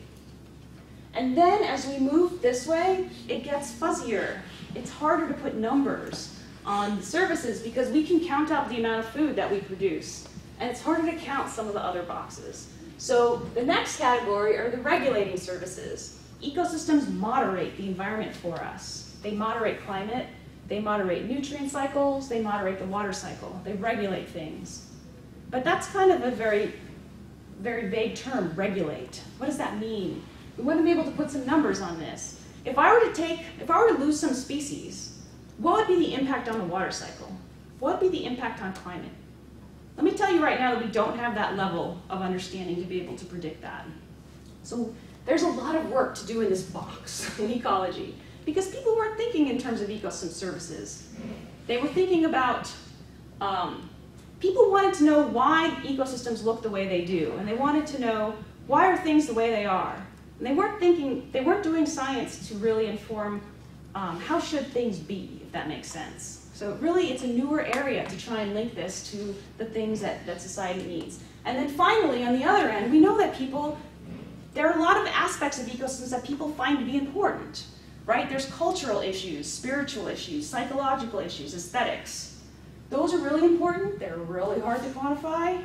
They're not possible to quantify, so people are working on that. And so my view here, this is like an opinion really, not a fact, but I feel, just looking at the ecological literature, when you go and read people's papers, we all, including myself, have been living down here. There's this category called supporting services. These are the basic ecosystem processes and basic ecosystem functions that result in the actual services that people need. So they're one step removed from the actual services that society relies on. So we go and we measure net primary production. Is net primary production ecosystem service? No. Who sits around and goes, man, I really need some net primary production today? No, it's a basic process. It's related to things like food production, so you gotta translate it. You gotta take your numbers for what's called NPP and translate them to the service. People measure nutrient cycling. What we really need to know is the actual contribution of specific ecosystems and species to nutrients, etc. So we measure a lot of stuff down here. The challenge for science is to bring it here. And because we haven't done a really great job about that, we don't really understand the importance of biodiversity to society that well. But people have tried, okay? So this is quite typical of studies that try to link, if you're interested in this, then what I would do is not look for linkages between biodiversity and ecosystem services, because you'll find there's sort of like a fuzzy literature about that. The scientific literature will ask, how does biodiversity influence ecosystem function? How do species influence the things that ecosystems do? Does it matter how many species there are? Does it matter which species there are? There have been studies on that, a lot of studies. And they tend to look like this, typical. You've got the number of species down here in the x-axis. And on the y-axis, you've got some measurable thing that's easy to measure. And this is something that is not net primary productivity, but it's close. It's the total above ground biomass. At the end of your experiment, what you normally do is you'll grow a bunch of different combinations of species in little plots or pots, or depending on what you're doing, whether it's inside or outside. And then at the end of your experiment, you will harvest the plants, chop them up, and weigh them. So I actually have an undergraduate student who was horrified to learn that at the end of his experiment, he's going to have to kill plants because they have to be weighed. But this is just showing the linkage between the biomass, the mass of the plants, and the number of species. And many studies around the world, this was actually a whole network of studies in Europe, show there's sort of an increase. More species, more biomass. Now, first of all, there's a lot of scatter here. I mean, look at the data points. Here's one particular number for species richness. Look at that variability, it's huge, right? And second of all, there's two reasons why you would see this. And the two reasons are, the first one is the ecological reason, the reason that people were looking for when they did these experiments. And these are a number of things called complementarity, which means that when you grow these species together, their biomass is more than the sum of their parts. That is, let's say I took one single species and I grew by itself. And then I grew the species in combination with other species. Is can I add up the individual growth rate of the species to equal the mix? Do you know what I mean? Okay, let's take two species. Two ones that you would know. Let's say we grow a sunflower together with a petunia, okay? So we've got a mix of petunias and sunflowers. Now we need to have two more treatments in our experiment. We need to have petunias grown by themselves. We need to have sunflowers grown by themselves. You weigh everything. The petunias grown alone and the sunflowers grown alone. If you add those two numbers together, do they equal the biomass of the mix or not? If they do not, then something happened. Some sort of competitive interaction happened. If the biomass was lower, then there was a negative interaction in those species. If the biomass was higher, there was this thing called facilitation. Somehow those two species facilitated each other.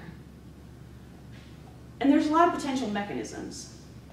Another thing is this niche differentiation. So niches are, you may have talked about niches, and this is like a high school biology, I think. They talk a lot about niches, which is the fact that different species have different places in the environment where they get their resources. So let's say the petunia is more shallowly rooted than the sunflower. Sunflower roots, I don't have a board, unfortunately. Sunflower roots are up here, and the petunia roots are down here.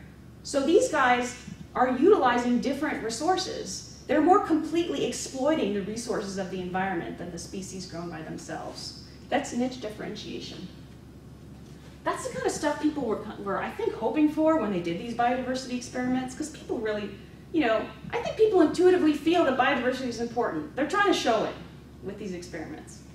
But people have pointed out that there's another effect, the sampling effect, which just means that if you have a bunch of species, there's a higher likelihood that you're going to get a high productivity species in the mix.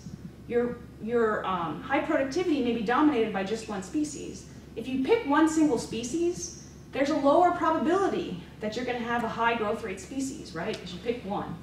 If you grow them all, there's a good chance that something in there is going to grow fast. That's just called the sampling effect. And both of these things probably operate in these experiments. Does that make sense? There's another effect that people have observed. And you know what? This graph isn't even the best way to show this. Let me just tell you this with words, which is that people have observed that the variability in things like biomass decreases when you have more species. And so the variability over time, the ecosystem becomes more stable when you have a lot of species. So if you are measuring productivity out in the field, it varies a lot from year to year because there's different climate events and things like that. When you are looking at a plot with more numbers of species, tends to not be as variable with those climate events, okay? So the stability of the community is greater.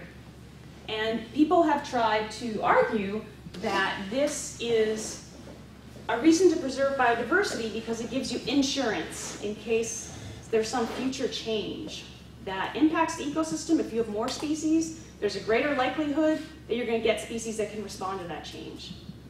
But there's a lot of experiments going on to try and show that for real. So a lot of this is theoretical.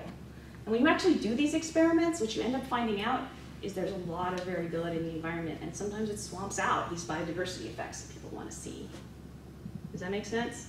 So I'm trying to get at here, and then I'm going to talk about California. California is a really interesting case. But I'm just trying to get at that this assumption that biodiversity is good because it does things for society. It is an assumption. We don't have a lot of data that really makes those linkages concrete. So I think when we talk about preservation of biodiversity, we need to think hard about what we mean. And sometimes we want to preserve biodiversity because we think it's important. We just like it. It gives us, it's a cultural value, and that's okay, right? Because that's also an ecosystem service.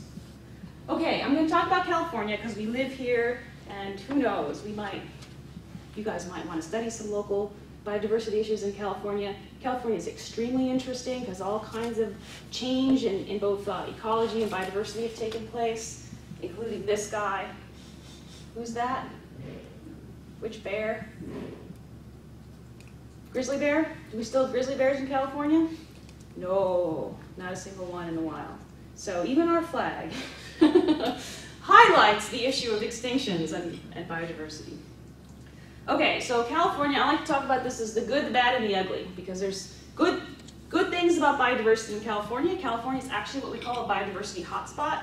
Really high numbers of species, special kinds of species that I'm going to talk about.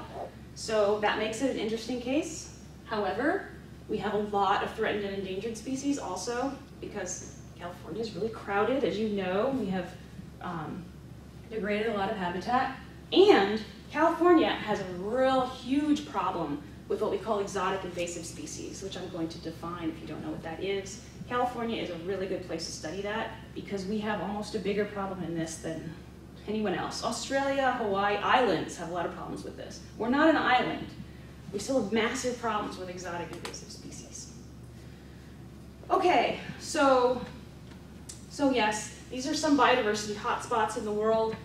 These are places where people have designated that you have particularly high numbers of species, particularly important areas for biodiversity. They're mostly in the tropics and Mediterranean regions. So if you look at the areas that are not in the tropics on this map, you will see something interesting, which are those little areas of the Mediterranean, yeah, that I showed you in the beginning. Look, it's exactly maps on to a lot of those hotspots. There's a lot of species in Mediterranean areas of the world, and there we are in California. So that whole, a lot of California, the California Floristic Province is a border that biologists have drawn around a chunk of California. It doesn't map on exactly to the political boundaries, but it maps on pretty close. It's actually kind of surprising that it maps on fairly well with the political boundaries.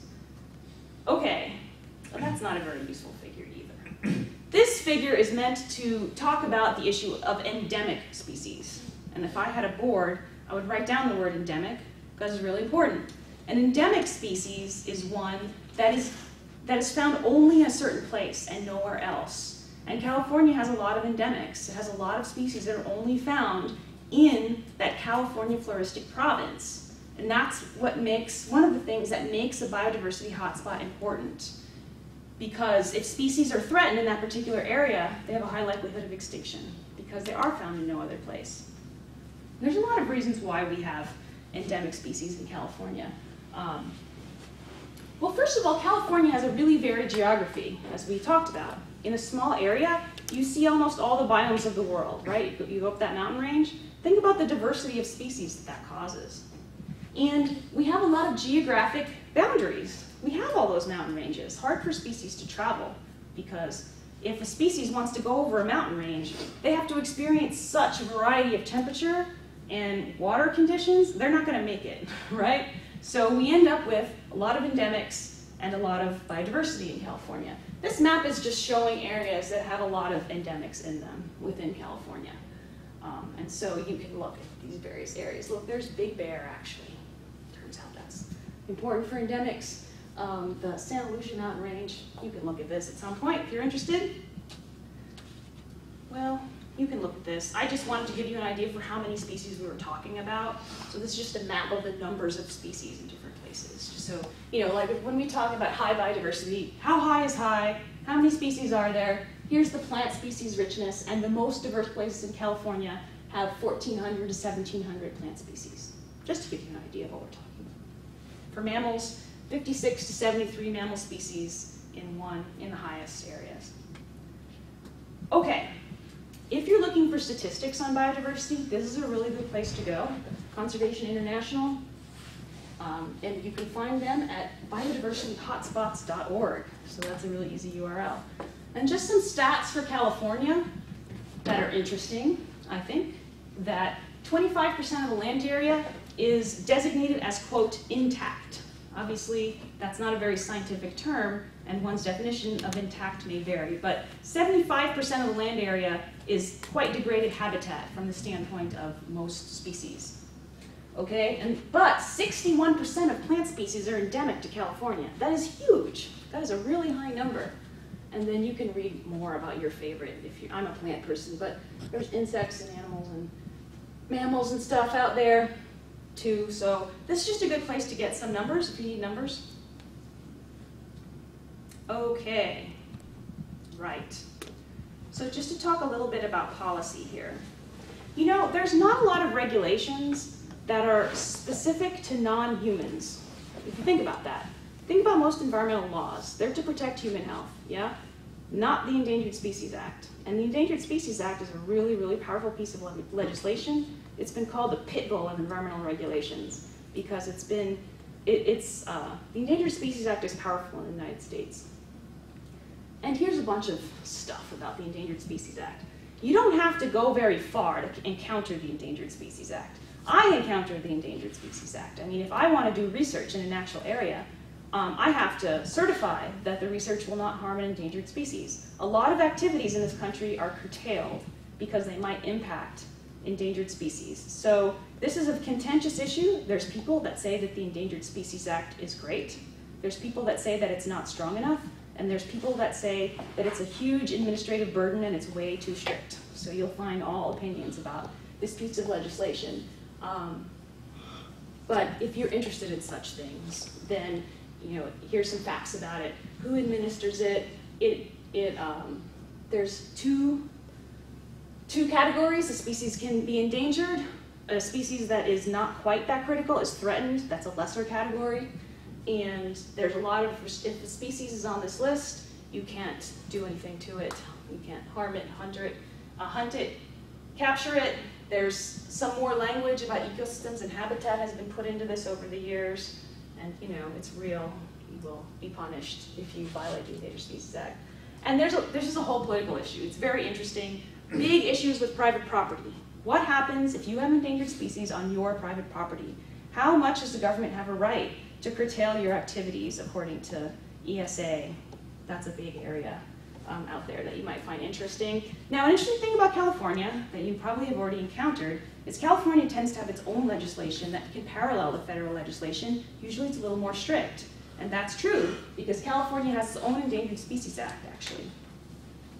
Now, if you haven't encountered this yet, you will quickly encounter things called the Environmental Impact Statement, and in California, the Environmental Impact Report. So according to NEPA, the federal legislation, you have to write an environmental impact statement if you are going to conduct certain projects.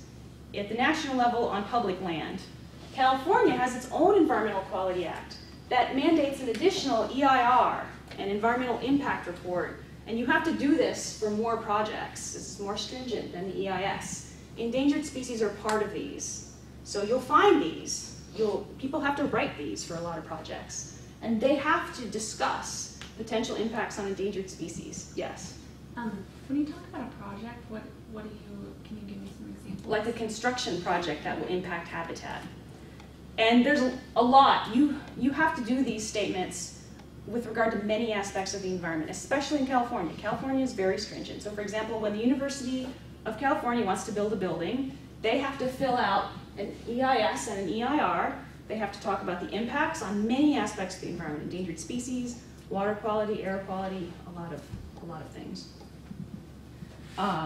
Okay, and so if you need to know which species are listed as endangered in California, there it is.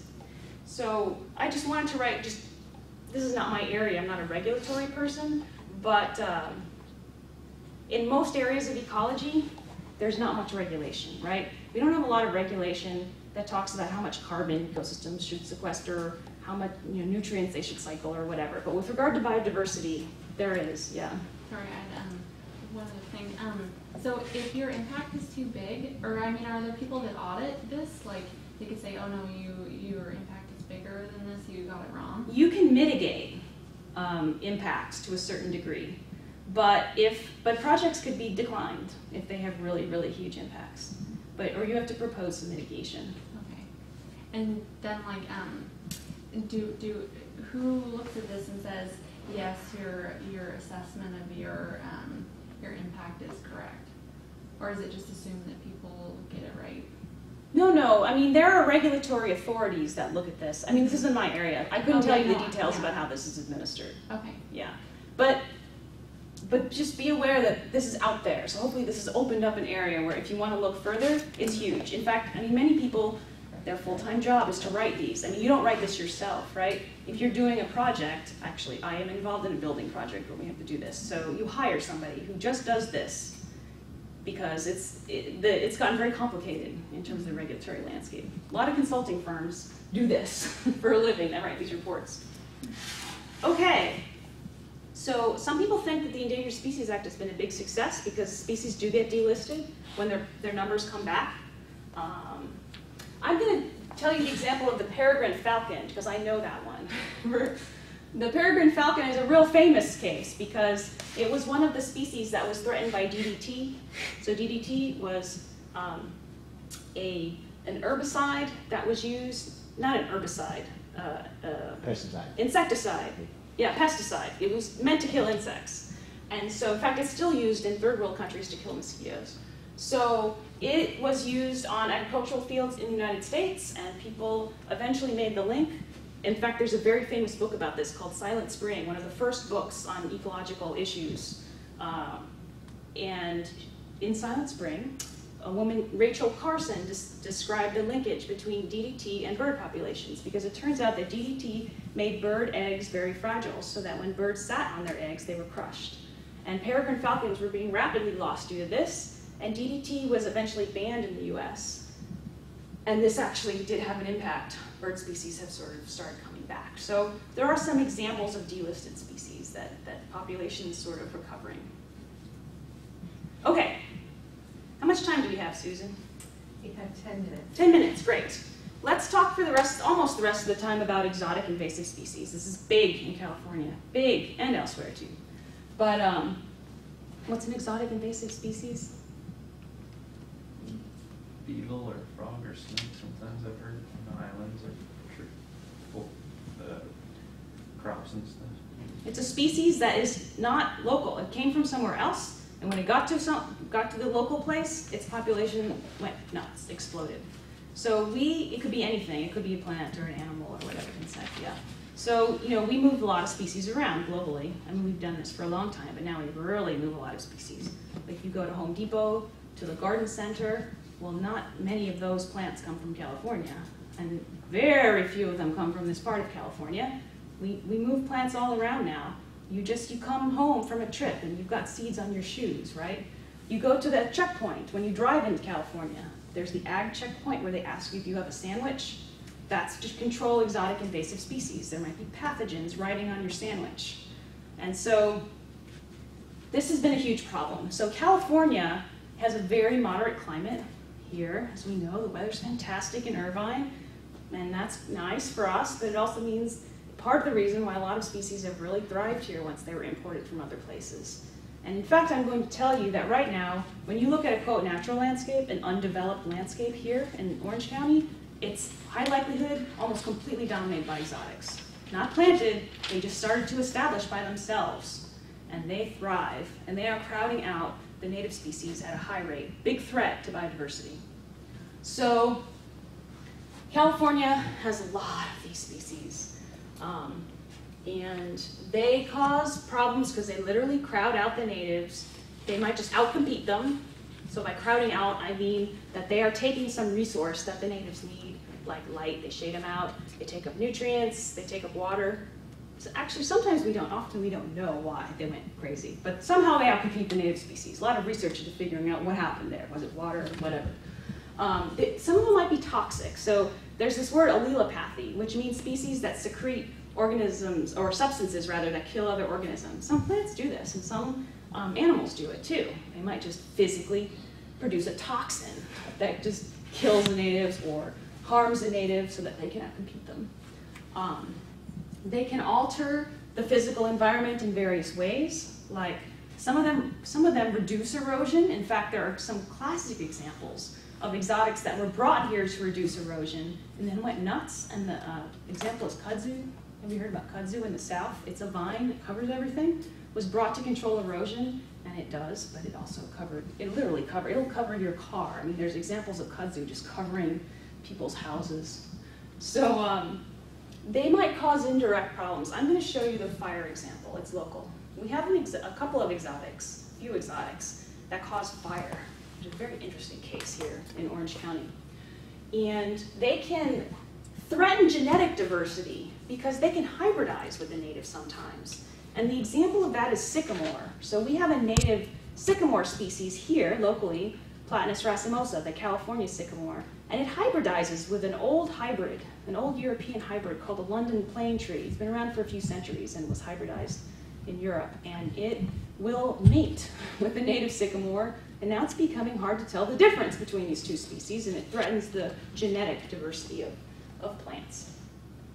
Big question in land management right now. How do you control these? And there are options, but most of them are very, very difficult and take a lot of work, and it's very intensive to try and eradicate them. And the question that I'm going to ask you is why we should do it, and when should we do it, and to what extent we should do it. Most land managers are trying to get rid of invasives. They don't want them, okay? They think they're bad. And we can talk about why they're bad or why they think they're bad. It's a judgment call, but it's sort of accepted in ecology that invasive species are bad. And I myself have pondered that question. But anyway, you might just physically pull them out of the ground. That's physical control. Biological control is when you bring in a predator from its native environment to try and eat it, which is a weird thing, because you bring in another exotic species into the environment and you hope that it doesn't eat other things. There are examples of this going on. Chemical control, very common, just spray pesticides on it. Pollution control, reduce some disturbance that is causing the invasion, and try and prevent the introduction of new species. It's hard, but people are trying to do this. They're trying to create regulations and processes that at least try and screen out certain species from being imported in the first place. But it's challenging because we don't really know why certain species become invasive, and we don't have a way to predict. If a species has never been grown here and we introduce it, is it going to go crazy and become a weed or not? We don't really know. So that one's kind of hard. Okay, I just have some pictures now. Okay, we're just going to look at pictures of invasive species. So there's a lot of aquatic examples. Again, I'm not an aquatic person, but even I've heard of the various, there's a couple of mussel species that are transported in the ballast of ships, so they can move all around. I mean, they can move around the world. And when they get to their location, they multiply. And actually, sometimes they become a physical problem. There's so many of them, they will inhibit the movement of physical structures like dams. These have become a real huge problem. By the way, one reason why exotic species become weeds is because they have no predators in their native environment, but that's not the only reason, actually. So we don't fully know, but lack of predators is one reason. Okay, in wetland ecosystems, you'll see a lot of this. Spartina, you'll see this here. A species that has really proliferated in wetland environments. And okay, now we'll talk about the species that I know, because these are in the ecosystems I study. Ice plant, which you'll see around here a lot, is that pretty purple flower that you'll often see at the beach, because ice plant will grow in sand, and it's very tolerant of salt. Good thing to plant near the ocean, salt tolerant, and it'll hold down the sand so it doesn't erode. So if you go to places like Crystal Cove, you'll see a lot of ice plant. A lot of agencies are trying to eradicate it now. So like Crystal Cove State Park themselves, they will spray herbicides and try and kill these guys because it's gotten out of control. And they don't like it. Okay, I'm going to show you some of the most common ones. The ones when you look out at the hillside, across the street here, we have the UCI Preserve. Almost all exotic species, almost no natives there at all. And these are the species that are growing there. Some of them are really pretty. Fennel. Fennel has a licorice smell, so it will come up soon because of the rain. Big plant, it gets quite large, looks kind of like a carrot. Go out there and rub the leaves and smell it. It smells like licorice. Well, you can cook with fennel, right? And mustard. This is the one that when those yellow flowers come out in the spring and all of the hills are covered in yellow flowers, that's mustard. Imported from Europe on purpose so that people would have mustard to cook with. Taken over here. Loves living here. It's very beautiful in the spring. It's yellow. Then it dries up though, and it's not so pretty. It turns into all that brown, woody stuff that you see out there. Okay, these are the ones that have a fire cycle now. The little grasses. California used to have perennial grasslands. We don't know what their distribution was in space, because by the time people started to pay attention to these things, You know, ecology didn't really get underway until about at least the 20s. Well, by that time, the perennial grasslands were gone. They were taken over by these annual grasses from Eurasia. So we don't know what these ecosystems used to look like. Probably never know before Europeans came. So these species are annuals. They germinate in winter after it rains. They have a very short life cycle. They grow, they make seeds, they die. By the time the other natives are just kind of waking up and figuring out what's going on, these guys are done. They're dried up. So you'll see these grasslands around here that are all brown. Mostly it's going to be, these are just 2 of the grass species, there's more. And they're so dry, and so early, and they filled in the spaces that used to just be bare dirt in between shrubs, and that carries fire. So they have brought fire to an ecosystem that really didn't have it before, like the coastal sage scrub ecosystem. Chaparral burns naturally, it's adapted to fire. Coastal sage scrub, not so much. And this has brought fire to the coastal sage scrub ecosystem. Frequent fire, because we now have a combination of these grasses, and we have a mixture of these grasses plus people who like fires. So it's been a fatal combination. Arson, accidental fires, campfires. The fire cycle here has just accelerated. It's much, much more frequent than it used to be. So you see all the tinder, basically, that these species produce. But getting rid of these things is very, very, very difficult. And people are actively trying to find ways to make these ecosystems go back to native. There are a lot of people who really want that. But the question is, what should these ecosystems look like? So this is something that I think about currently with my research, which is what do we want them to look like? And a lot of people want them to look the way they looked before Europeans came. I'm not really sure why that should be a goal, but people, that is the goal of most restoration projects. And I think a better way to approach this problem would be to use the ecosystem services framework and decide what services we want out of the ecosystem. Some of which might be cultural and aesthetic. And if we decide we don't like the things the Europeans brought, okay, that's fine. But, you know, things have changed. The climate has changed. People live here now. These ecosystems can't even go back to what they used to be, you know, in all likelihood, even if we knew. But we don't even know. So personally, I think that we need to come up with a newer framework that considers what services society actually wants. We have to do the ecological science, though, to be able to achieve that vision. So once we have a vision, which I don't think we do, for what services we want our local ecosystems to give us, we have a lot of basic science to do to figure out the linkages between this stuff down here that we measure and these various services. Okay, so that is my personal perspective on biodiversity. This last part, not scientific. You find people who don't agree with me and who really want to restore ecosystems back to what they used to be. So, I guess we're kind of at the end, right? Okay, are there any questions? Like, questions to cap it off before we have to close this down? Excuse me, how do you think we can go about getting at what services we want? Does that happen like on a local community scale? Is that the government scale? How does that conversation happen? I think that's an excellent question that we do not have an answer to. So I think one thing that has to be done is come up with a process by which we do articulate that. Mm-hmm. And it's going to be really, really challenging because who do you ask? Who should have to say? Right. Yeah.